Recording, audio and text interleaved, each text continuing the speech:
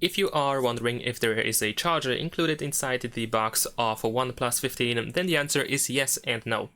What I mean is that it actually depends where you live, because for example, if you are, for example, from European Union, then unfortunately you won't be able to get a charger inside the box. This is everything you get inside the box, all accessories that we get if you live in Europe, most likely at least. And if you live in some other regions, for example, if in your region or in your country you can still usually get a charger, in the case of many different phones, then most likely a charger is included. For example, in India you can actually get a charger inside the box, so you don't have to worry about purchasing a power adapter separately. So this is why it depends where you live, because in some countries chargers are unfortunately not included, and in some countries they are.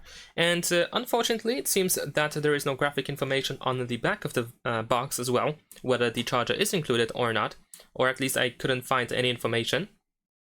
So in this case, unfortunately, we cannot really check the back of the box as well.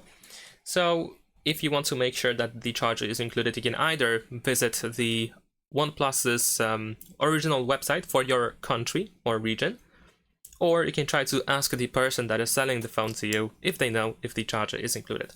Thanks for watching, leave a like and subscribe.